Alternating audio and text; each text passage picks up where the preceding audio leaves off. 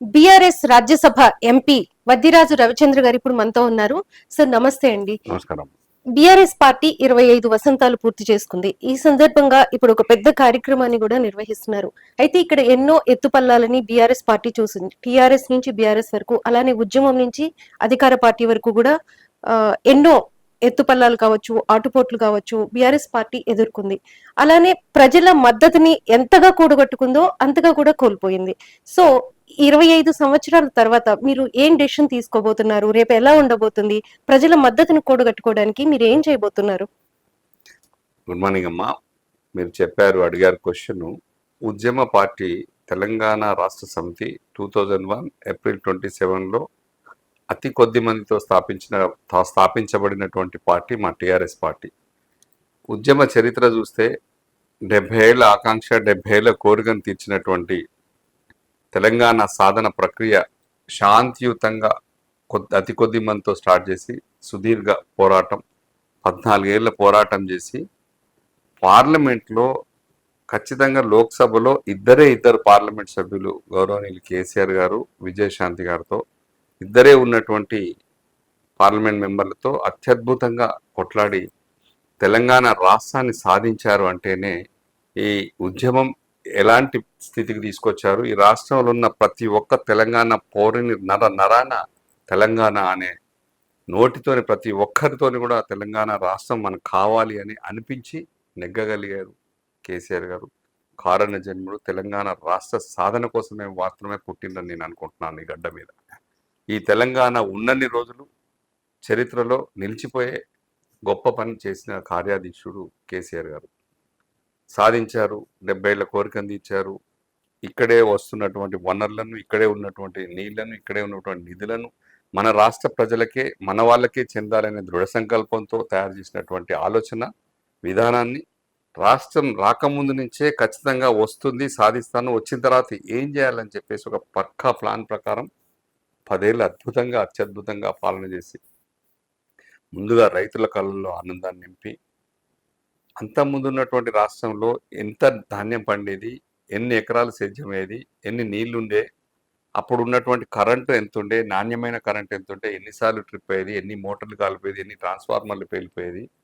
కేసీఆర్ గారు వచ్చిన తర్వాత ఫస్ట్ ముందు కరెంటు మీద పడి కరెంటును గాడిలో పెట్టి ఈ రాష్ట్రంలో ట్రిప్ కానీ నాణ్యమైన కరెంటు ఇవ్వగలిగినటువంటి స్టేజ్కి తీసుకొచ్చిన కేసీఆర్ గారి దూరదృష్టి, రైతులకు మొత్తం చుట్టూ తెలంగాణ రాష్ట్రంలోనే నీళ్లు ఇచ్చే ప్రక్రియ స్టార్ట్ చేసినటువంటి కేసీఆర్ గారు అంటే పర్ఫెక్ట్గా ఈ 2 విజయాలు సాధించిన తర్వాత రైతుల కళ్ళల్లో ఆనందం నింపడానికి రైతు పెట్టుబడి సాయం కింద కూడా రైతు బంధు తీసుకొచ్చి చాలా స్కీములు తీసుకొచ్చారు. రైతు భరోసా తీసుకొచ్చారు, కళ్యాణ లక్ష్మి తీసుకొచ్చారు. ఎవరు మేనిఫెస్టోలో, తెలంగాణ రాష్ట్ర సమితి మేనిఫెస్టోలో లేని స్కీములు చాలా పెట్టి ప్రజల మన్ననలు పొందారు. 10 ఏళ్లలో అద్భుతంగా పాలించారు. తెలంగాణ రాష్ట్రం ప్రతి మండల కేంద్రం, జిల్లా కేంద్రం, మండల కేంద్రం జిల్లా కేంద్రంగా, జిల్లా కేంద్రం రాష్ట్ర కేంద్రంగా, రాష్ట్ర రాజధానిగా అవతరించి పర్ఫెక్ట్గా డెవలప్ చేసినటువంటి బీఆర్ఎస్ పార్టీ కేసీఆర్ గారి దూరదృష్టి దానికే నిర్వహించింది. సో ఇప్పుడు కాంగ్రెస్ ప్రభుత్వం ఉంది. కాంగ్రెస్ ప్రభుత్వం చేపడుతున్న కొన్ని కార్యక్రమాలు అంటే బీఆర్ఎస్ చేసిన వాటన్నిటిని కూడా మార్చుకుంటూ వస్తుంది. సపోజ్ తెలంగాణ తల్లి కావచ్చు, లేకపోతే ఇలాంటివన్నీ కూడా మార్పులు చేసుకుంటూ వస్తున్నారు. దాని మీద మీ అభిప్రాయం ఏంటి?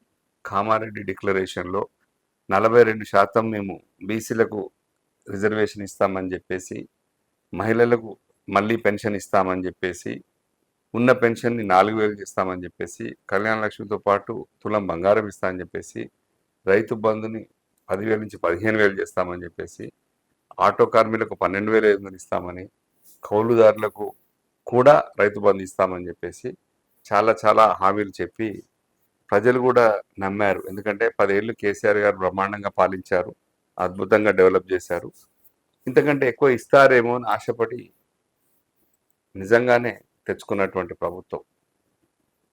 నమ్మారు, ఎట్లాగూ హామీలు ఇస్తే ఇస్తారు కదా, కేసీఆర్ గారు హామీలు ఇస్తే ఇచ్చారు, కేసీఆర్ గారు ఇంకా ఎక్కువ ఇచ్చారు, వీళ్ళు కూడా ఇస్తారని నమ్మి ప్రజలు మోసపోయారు.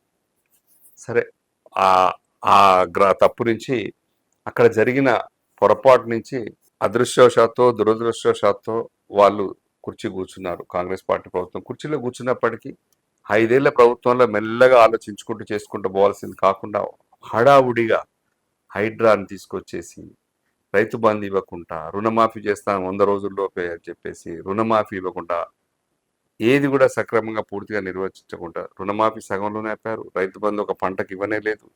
మేము మొదటిసారి ప్రభుత్వం అధికారులకు వాళ్ళు వచ్చే ముందే మేము డబ్బులు డిపాజిట్ చేసిన డబ్బులే రైతులకు ఇద్దామంటే ఇవ్వనీయకుండా ఆపినటువంటి ప్రభుత్వం, వచ్చినటువంటి ప్రభుత్వం. అప్పుడు ఖచ్చితంగా కూడా తప్పుల మీద తప్పులు చేసుకుంటూ పోతున్నాం. ఈ తప్పులన్నీ ప్రజలకు అర్థమైపోయింది, ఇది అయ్యే పని కాదు, మన తెలంగాణ రాష్ట్రం ముందుకు పోదు ఇట్లా అని చెప్పేసి తీవ్ర అసహనంతో, ఆగ్రహంతో ఉన్నారు.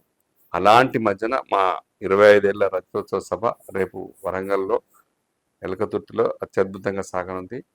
ప్రజలకు ధైర్యం నింపడానికి కేసీఆర్ గారు ప్రయత్నం చేస్తున్నారు. మా పార్టీ పుట్టిందే తెలంగాణ రాష్ట్ర సాధన కోసం, తెలంగాణ రాష్ట్ర ప్రజల అభివృద్ధి కోసం.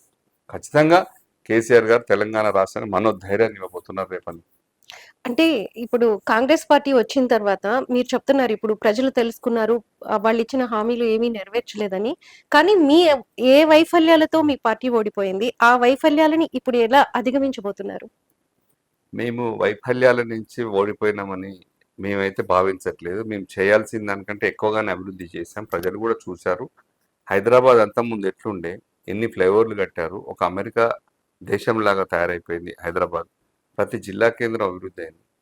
10 జిల్లాల పాలనను 33 జిల్లాలకు వ్యాపింపజేసి 33 జిల్లాలు చేసి ప్రతి జిల్లాల కేంద్రాన్ని అభివృద్ధి చేయడం కాకుండా వీళ్ళ పిల్లలకు వైద్య కోసం ప్రతి జిల్లా కేంద్రంలో ఒక్కొక్క 33 జిల్లాలు 33 మెడికల్ కాలేజీలు పెట్టి చాలా అభివృద్ధి చేసినటువంటి మేము వైఫల్యం ఇక్కడ చెందలేదు.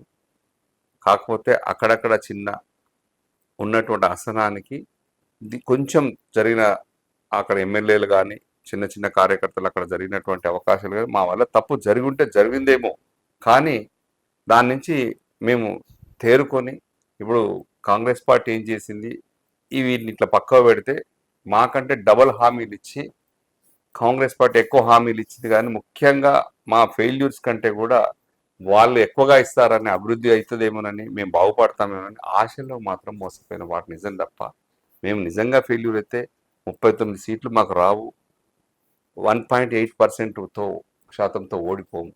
ఫెయిల్యూర్ కాదు అక్కడ. రాజకీయాల్లో గెలిపోవటంలో సహజం, ఇవి ఉంటూనే ఉంటాయి. దాన్ని ఫెయిల్యూర్ కింద తీసుకోవద్దు. అట్లా అంటే ఒకప్పుడు బీజేపీ పార్టీ 2 ఎంపీలు ఉన్నాయి దేశంలో. మరి ఇప్పుడు దేశంలో అత్యధిక రాష్ట్రాల్లో వాళ్ళు పాలిస్తున్నారు.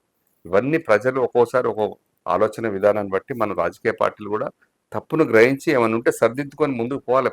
ప్రజల కోరిక ముందు, వాళ్ళు ఇచ్చే నిర్ణయం ముందు రాజకీయ పార్టీలు ఖచ్చితంగా తల వంచక తప్పదు. చాలా మంది టిఆర్ఎస్ కానీ బీఆర్ఎస్ నాయకులు కానీ అలానే ప్రజలు కానీ కోరుకునేది టిఆర్ఎస్ గానే ఉంచాలి, బీఆర్ఎస్ కాకుండా అనేది. సో దాని మీద ఏమన్నా మార్పులు చేర్పులు అవకాశాలు ఉన్నాయా? రేపేమైనా అనౌన్స్మెంట్ 25 ఇయర్స్ సందర్భంగా ఏదైనా చేసే అవకాశం ఉందంటారా ప్రజల కోరిక మేరకు? ఒకసారి కేసీఆర్ గారు ఒకసారి నిర్ణయం తీసుకున్న తర్వాత వెనక్కి తిరిగి చూడరు. కష్టమైనా నష్టమైనా పోరాడుతూనే ఉంటారు తప్ప దాంట్లో వెనక్కి రారు. ఒకవేళ సార్ నిర్ణయం తీసుకుంటే అందరం గౌరవిస్తాం. ప్రజల్లో కోరిక ఆ మాట ఉన్నది అనే మాట వాస్తవం కొంతవరకు మా దగ్గర కూడా, మా దృష్టిలో కూడా ఉంది. అందరూ అనుకుంటున్నారు తెలంగాణ రాష్ట్ర సాధన కోసమే ఉంది కదా, టీఆర్ఎస్ తెలంగాణ కోసం అయితే బాగుంటుందని ఉన్నారు. కానీ కేసీఆర్ గారి దృష్టి ఎట్లుంటుందంటే రాష్ట్ర సాధన ప్రక్రియ అయిపోయింది, రాష్ట్రాన్ని సాధించాం, ఇప్పుడు మనం అభివృద్ధి మీద కాన్సన్ట్రేట్ చేయాలి, ఎలా అయితే అభివృద్ధి అవుతుందనే దాని మీదనే చూస్తారు తప్ప ఇంకా మళ్ళీ పోరాటం దాని గురించి కాకుండా తెలంగాణ రాష్ట్రం వెనుకబడిపోతుంది, దానికి ఏమన్నా ఇబ్బంది చేస్తున్నారంటే ఖచ్చితంగా మళ్ళీ పోరాటం చేస్తారు, రాష్ట్రాన్ని అభివృద్ధి చేసుకునే ఇప్పుడు ఎలాంటి ఇబ్బంది కనిపిస్తుంది తెలంగాణ రాష్ట్రానికి? అంటే మీ నాయకులు చాలా మంది చెప్తున్నారు అభివృద్ధి ఆగిపోయింది, లేకపోతే రియల్ ఎస్టేట్ పడిపోయింది, లేకపోతే సాఫ్ట్వేర్ కంపెనీస్ రావట్లేదు, అభివృద్ధి అంతా కూడా శూన్యమైందని అంటున్నారు. సో దాని మీద ఎలా ఫైట్ చేయబోతున్నారు? మీరు ఒకటి ఆలోచించండి, హైదరాబాద్లో రియల్ ఎస్టేట్ పక్కాగా కూలిపోయింది. దానికి నిదర్శనమే గతంలో కాంగ్రెస్ పార్టీ అధికారంలోకి రాకముందు registration every month charges amount revenue ఎంత వస్తుంది, ఇప్పుడు ఎంత వస్తుంది, వివిధ శాఖల్లో చూస్తుంటే ఏ శాఖ నుంచి రెవెన్యూ తగ్గింది, ఏ శాఖ నుంచి పెరిగింది, దీనికి నిర్వచనమే రాత్రి కేటీఆర్ గారు టీవీ9 ఇంటర్వ్యూలో చెప్పారు. ఒక్క ఆబ్కారీ ఎక్సైజ్ దాని నుంచి తప్ప అన్నీ పడిపోయినాయి. అదొక్కటి మాత్రమే కంటిన్యూ అవుతుంది, కొద్దిగా గ్రోత్ ఉంది తప్ప మిగతా అన్ని శాఖల నుంచి రెవెన్యూ పడిపోయినాయి. వ్యాపారస్తులు ఎవరు హ్యాపీగా లేరు, రైతులు హ్యాపీగా లేరు. ఎందుకంటే నీళ్ళ సౌకర్యాలు కానీ కరెంటు కూడా ఇబ్బంది ఉంది. పండిన పంటను కొనడానికి ప్రభుత్వం ముందుకు రావట్లేదు. చాలా రకాలుగా డ్యామేజ్ అయింది. హైదరాబాద్ ఇమేజ్ అంటే ఒక హైడ్రా ద్వారా వాళ్ళు చేసే ప్రయత్నాన్ని చేయకుండా సడన్గా కూలగొట్టేసరికి ఇదంతా విధ్వంసం జరుగుతుందనే ప్రజలు భయాందోళనకు రేపారు. అక్కడి నుంచి స్టార్ట్ అయింది. చెర్ల ఫామాది కూడా చూశారు. ఇక్కడ కావాల్సినంత దాదాపు 33,000 ఎకరాల భూమిలో 14 ఎకరాలు అక్విజిషన్ చేసి రెడీగా, ల్యాండ్ అక్విజిషన్ రెడీగా ఉండే, అక్కడ చేసుకోవాల్సింది ఉండే. ఇంకా ఇవన్నీ ఆలోచించుకుంటూ పోతే మొన్నటి హైదరాబాద్ సెంట్రల్ యూనివర్సిటీ మీద కూడా అది యూనివర్సిటీ ల్యాండ్ అని చెప్పేసి దాంట్లోంచి కూడా రియల్ ఎస్టేట్ చేసుకోవాలని ప్రభుత్వాలు ఉన్నది, ప్రభుత్వాన్ని నడపాలి, రెవెన్యూ తెచ్చుకోవాలి, ప్రజలకు ఏం కావాలో చూడాలి తప్ప ప్రభుత్వమే రియల్ ఎస్టేట్ వ్యాపారం చేస్తే ఇబ్బందిగా ఉంటుంది. ఎప్పుడైనా ఇబ్బందులు ఉన్నప్పుడు వేరే విడిగా ఉన్న భూములు, దూరంగా ఉన్న భూములు, అవి ప్రజలకు ఇబ్బంది లేని భూములు కొన్ని అమ్మి ప్రభుత్వాన్ని నడిపే ప్రయత్నం చేస్తాయి పార్టీలు. కానీ ముఖ్యంగా యూనివర్సిటీ ల్యాండ్, పిల్లల ల్యాండ్స్, యూనివర్సిటీ కాలేజీలు వాటి తెరుగు పోయి పిల్లలతో ఇబ్బంది అవుతుంది. అందుకే దానికి ఖచ్చితంగా గుణపాఠం జరిగింది. సుప్రీంకోర్టు కూడా ఆంక్షలు పెట్టింది, మొట్టికాయలు వేసింది, దాన్ని వెనక్కి తీసుకొని అడవిని మళ్ళీ పునర్నిర్మించమని కూడా చెప్పింది. ఖచ్చితంగా బీఆర్ఎస్ పార్టీ ఓటమి నుంచి కూడా ఏ ఒక్కరోజు కూడా నిరుత్సాహంగా కనపడలేదు. ఫస్ట్ అసెంబ్లీ సెషన్ నుంచే మా వర్కింగ్ ప్రెసిడెంట్ కేటీఆర్ గారు, హరీష్ రావు గారు ప్రజల కోరికలు, ప్రజలకు కావాల్సిన వాటి సాధన కోసం ప్రజల తరఫున పోరాడే పాత్ర, ప్రతిపక్ష పాత్ర ఇచ్చినటువంటి మాకు దాన్ని పూర్తిగా న్యాయం చేయాలి, ప్రజల కోసం కొట్లాడాలని చెప్పేసి మా పార్టీ సైనికులాగా పోరాడుతున్నాం. అది దాంట్లో ప్రజలకు వాళ్ళు హామీలు ఇచ్చిన హామీలన్నీ ప్రజల కోరికలు తీర్చేదాకా, కాంగ్రెస్ మేనిఫెస్టోలో పెట్టినటువంటి ఇవన్నీ ఇచ్చేదాకా కూడా మేము మా ప్రతిపక్ష పార్టీ ఖచ్చితంగా పోరాడుతూనే ఉంటుంది, వెంటబడుతూనే ఉంటాం. అది ప్రజలకు అందించడంలో మా పాత్ర ముఖ్యంగా ఉంటుంది. థ్యాంక్ యూ సో మచ్ అండి, చాలా విషయాలు చెప్పారు. మాటల మాంత్రికుడు అలానే చేతల తాంత్రికుడు కేసీఆర్ గారు 25 సంవత్సరాల సందర్భంగా మళ్ళీ తెలంగాణ ప్రజలకి హామీలు ఇవ్వబోతున్నారు. అలానే ఆయన తెలంగాణ వచ్చుడో కేసీఆర్ చచ్చుడో అనే నినాదం ఏదైతే తీసుకొచ్చారో దాంతో తెలంగాణ తీసుకొచ్చారు. మళ్ళీ ఇప్పుడు అధికారంలోకి రావడానికి కావచ్చు, తెలంగాణ అభివృద్ధి కోసం కావచ్చు, ఆయన ఎలాంటి నినాదాలు ఇవ్వబోతున్నారో, ప్రజలకి ఎలాంటి భరోసా ఇవ్వబోతున్నారో రేపు చాలా స్పష్టంగా ప్రజలందరికీ కూడా కళ్ళ ముందు ఉండబోతుంది.